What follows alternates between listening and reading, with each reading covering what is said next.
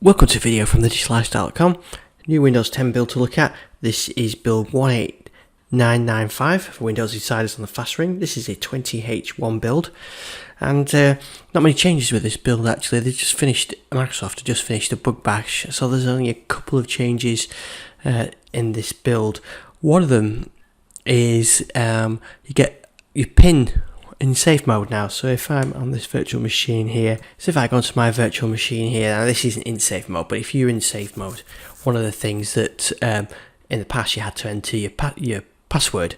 Now with Microsoft going passwordless, you can enter your pin in safe mode just like you can in the regular startup.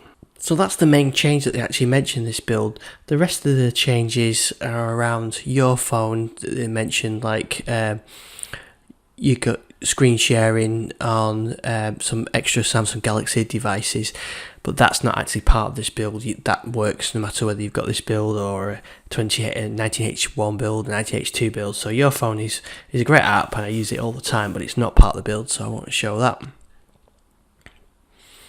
The rest of the changes are all fairly minor.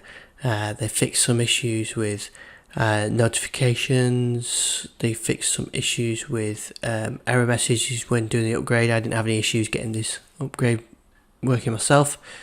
They fixed some issues where you were prompted to fix something before you could do an update, but you couldn't actually see the prompt. They fixed some issues with using the hotkey for snip and sketch, the Windows Shift and S. And they fixed some issues with Action Center, high CPU usage on DW crashes. They fixed issues with File Explorer. Context menu may create two text files if you were creating text files.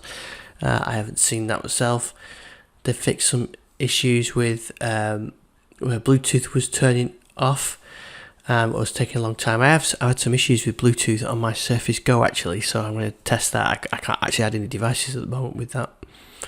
And they fixed some issues with Task View, Narrator, and some embedded options with Narrator as well.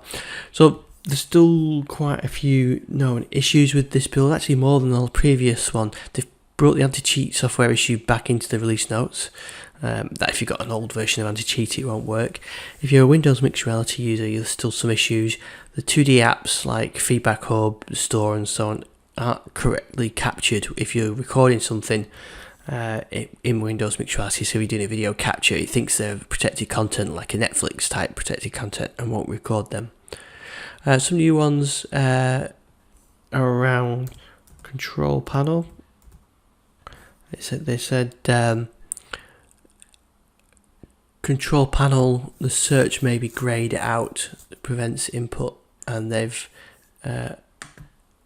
let's try hardware. Oh, mine is working, so it must be in various circumstances, but not mine. They fixed some issues on the dual scan in Windows Update and Windows Server Update WUS. They fixed some issues with, so there is some issues with HDR, not working correctly with Nightlight, and some theme packs may not download from the store. Settings don't launch from start, but I've not had any issues with that. And the header's gone on the settings things. I've seen that. Maybe it's because I've not activated this VM, but I'm sure I've seen that on this one. And there's some issues with I'm sure I think it could be because I've not activated it, but I'm sure I've seen it on this one. I do see it on my Surface Go. So that's actually all the changes with this build. There's not a huge amount of changes. So there was a bug bash recently. I think this is pretty much done, to be honest, unless they've got some major new features they're waiting to add, but I don't think there will be. It's not due till the first half of next year anyway, but we'll see. So that's 18995 for Windows Insiders on the fast ring. You can follow me on Twitter at ISDixon, subscribe if you like the videos, and you can see me on thedigitalifestyle.com.